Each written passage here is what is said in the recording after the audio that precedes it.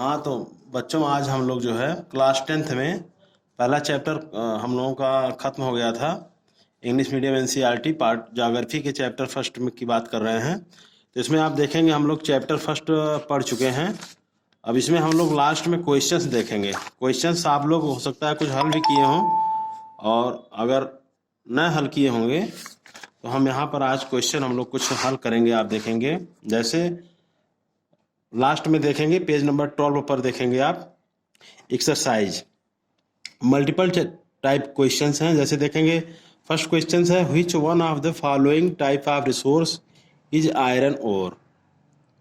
तो इसमें आपको ये बताना है कि लौह अयस्क, इसमें से लौह अयस्क किस प्रकार का संसाधन है। तो पहला है रिन्यूएबल है, दूसरा है बायोटिक, तीसरा फ्लो और नॉन रिन्यूएबल। तो इसमें से मतलब ये नव्यकरणीय है कि प्रवाह है कि जैव है कि अनवीकरणीय योग्य संसाधन है। तो इसका जो आंसर होगा, ये आंसर होगा नॉन रिन्यूएबल रिसोर्स है आयरन। सेकंड का है under which of the following type of resource tidal energy can not be put. ये पूछ रहा है कि टाइडल एनर्जी यानी कि ज्वारी ऊर्जा, निम्नलिखित में से ज्वारी ऊर्जा किस प्रकार का संसाधन नहीं है। मतलब इसमें से कौन सा एक ज्वारी ऊर्जा की विशेषता नहीं है। तो आप देखेंगे पहला है रिप्लेसिएबल यानी कि पुनः पूर्ति योग्य, और सेकंड है ह्यूमन मेड मानवकृत, थर्ड है एबॉइटिक मतलब अजैव, और फोर्थ है नॉन रिसाइकेबल यानी कि अचक्री। तो इसमें से टाइडल एनर्जी क्या नहीं है, टाइडल एनर्जी कौन सा संसाधन नहीं है, नॉन रिसाइकेबल। ये जो है अचक्री संसाधन नहीं है। क्योंकि ये रिन्यूएबल रिसोर्सेज है, चक्री संसाधन है। तो इसमें आप देखेंगे टाइडल एनर्जी के साथ साथ और भी देख लीजिए, solar energy, wind energy, tidal energy, geothermal energy, भूतापी ऊर्जा, ये सभी नॉन रिसाइकेबल नहीं है, ये सभी चक्रीय हैं, रिन्यूएबल रिसोर्सेज हैं। थर्ड क्वेश्चन पे आते हैं which one of the following is the main cause of land degradation इन पंजाब।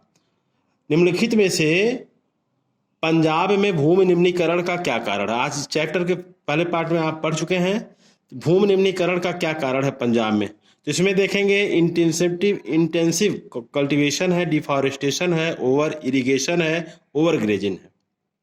मतलब ये गहन खेती है, अधिक सिंचाई है कि ओवर इरिगेशन, अधिक सिंचाई है, ये डिफॉरेस्टेशन वनोन्मूलन है कि ओवर ग्रेजिंग अतिप्रसारण है। तो इसमें से हमारा उत्तर होगा जो पंजाब में आप देखेंगे पूछा है पंजाब में भूमि निम्नीकरण का मुख्य कारण क्या है। तो इसमें पंजाब में है ओवर इरिगेशन, अधिक सिंचाई के कारण वहां पर भूमि की उपजाऊपन घटती जा रही है, उर्वरता घटती जा रही है। फोर्थ क्वेश्चन है in which one of the following states is terrace cultivation practised. निम्नलिखित में से किस प्रांत में टेरेस कल्टीवेशन मतलब सीढ़ीदार खेती की जाती है। तो आप देखेंगे जैसे चाय के बागान, कॉफ़ी के बागान, ये सब की खेती कहाँ पे होती है। तो जैसे असम में देखेंगे आप सीढ़ीदार खेत देखे होंगे असम वगैरह में। तो यहाँ पूछा है पंजाब, दरअसल ये पहाड़ी राज्यों में ही होगा, ये टेरेस कल्टीवेशन सीढ़ीदार खेती पर्वतीय राज्यों में ही होगा। तो पंजाब दे दिया है, हरियाणा दे दिया है, प्लेन्स ऑफ उत्तर प्रदेश का मैदान दे दिया उत्तराखंड। तो इसमें से आंसर हमारा क्या होगा, उत्तराखंड होगा।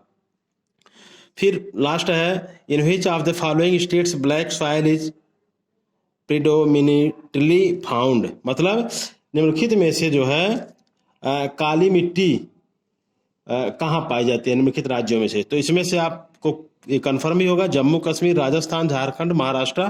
तो क्या है इसका आंसर, महाराष्ट्र है। फिर हम आते हैं, आप देखेंगे सेकंड क्वेश्चन पे, ये 30 वर्ड्स में लिखने हैं आपको।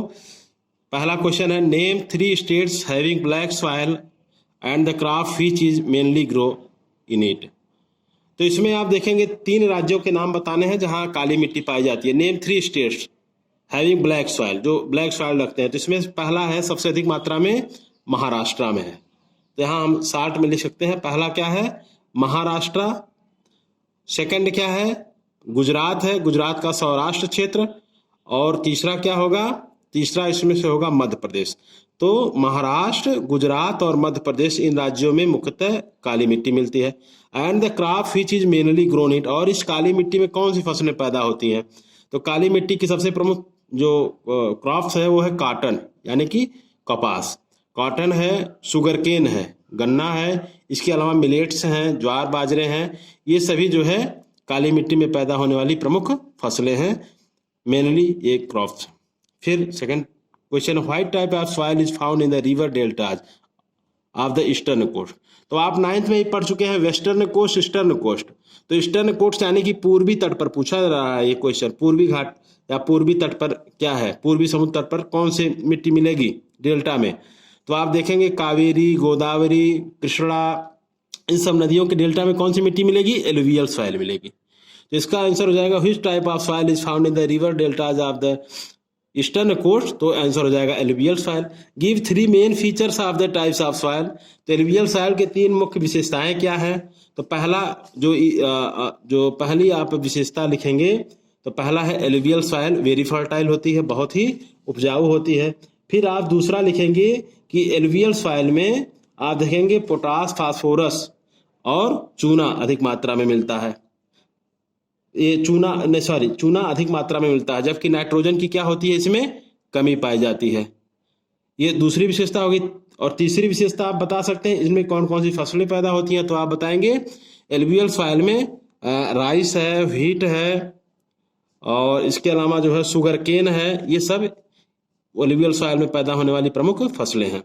तो इसका आंसर क्या लिखेंगे आप? एलुवियल सॉइल हो गया ईस्टर्न कोस्ट में, और 3 फीचर्स ऑफ सॉइल में यह वेरी फर्टाइल होती हैं। दोबारा सुन लीजिए। और फिर इसमें जो है ये पोटास, फास्फोरस और चूना से संपन्न होती है एलुवियल सॉइल। नाइट्रोजन की इसमें कमी होती है, और इसकी प्रमुख फसलें चावल, गेहूं, गन्ना इत्यादि हैं। नेक्स्ट क्वेश्चन है what steps can be taken to control soil erosion in the hilly areas. पहाड़ी क्षेत्रों में मृदा अपरदन को कैसे रोका जा सकता है? तो पहाड़ी क्षेत्रों में मृदा अपरदन को कैसे रोका जा सकता है? तो पर्वतीय क्षेत्रों में आप देखेंगे जितने भी हिली एरियाज हैं, तो वहां पर आप देखेंगे पहला तो हमको जो है कंटूर प्लाउजिंग करनी पड़ेगी, मतलब समोच्च रेखी जुताई करनी चाहिए पर्वतीय क्षेत्रों में। और वहां पर जो हमारे खेत होंगे वो कैसे होंगे? सीढ़ीदार खेत होंगे। तो पर्वतीय क्षेत्रों में मृदा अपरदन को रोकने के लिए समोच्च रेखी जुताई, कंटूर प्लाउजिंग करनी चाहिए। और आप देखेंगे वहां पर सोपानदार या सीढ़ीदार खेत होने चाहिए। इस प्रकार के खेतों का विकास किया जाना चाहिए, और उन खेतों को पट्टियों में बांटा जाना चाहिए, तभी जो है वहां पर मृदा सॉइल इरोजन जो है कंट्रोल किया जा सकता है। ये सब के आंसर आपके बुक में मिलेंगे। और इसका last question, what are the biotic and abiotic resources, give some examples. आपको पहले ही बताया जा चुका है जैव और अजैव संसाधन क्या है। तो पहले ही बताया जा चुका है कि बायोटिक क्या है? वे सभी संसाधन जिसमें जीवन व्याप्त है, जो सजीव हैं, वे सभी क्या है? वे बायोटिक हैं। और जो सजीव नहीं है वो क्या है? एबायोटिक रिसोर्सेज हैं। एग्जाम्पल देना है, अब सजीव का देना है तो आप बता सकते हैं जितने भी वेजिटेशंस है, वनस्पतियां हैं, और जितने एनिमल्स हैं, ये ठीक है, ये सभी क्या है? ये बायोटिक रिसोर्सेज है। एबायोटिक में क्या है? जैसे मिनरल्स हो गए, रॉक्स हो गए, एनर्जी, और इसके अलावा जो है फॉसिल फ्यूल्स हो गए, ये सब क्या है? ये एबायोटिक रिसोर्सेज के एग्जाम्पल है। तो इस तरह से ये जो है मल्टीपल टाइप क्वेश्चन हम करा दिए हैं, और सेकंड का क्वेश्चन आपको समझा दिए हैं। इसका आप सभी 60 नोट्स आज ही बनाएंगे। फिर इसमें से हमारा बचता है answer the following question in about 120 words. तो इसको आपको जो है इसमें बताया जाएगा, इसको आपको लिखना होगा। तो इतना आज आप इसको करेंगे, ये चारों क्वेश्चन का आंसर लिखेंगे, और मल्टीपल टाइप क्वेश्चन कॉपी में आप लिखेंगे। पहले चैप्टर का रहा, अब ये लॉन्ग क्वेश्चन फिर नेक्स्ट डे में इसको हम समझाएंगे, फिर आपको इसको लिखना होगा। फिर इसके बाद हम लोगों का जो है ये सेकंड चैप्टर शुरू होगा, forest and wild life resources. तो इसको हम लोग पढ़ेंगे। और एक मिनट, हाँ, ये हमारा देखिए रिसोर्स एंड डेवलपमेंट ये हो गया। फिर forest and wild life resources हमको पढ़ना होगा इसके अंतर्गत, फिर हम लोग अध्ययन करेंगे। तो इतना जो आपको काम दिया गया है आज का काम पूरा करेंगे, फिर हम लोग नेक्स्ट वीडियो में मिलते हैं। ठीक, ओके।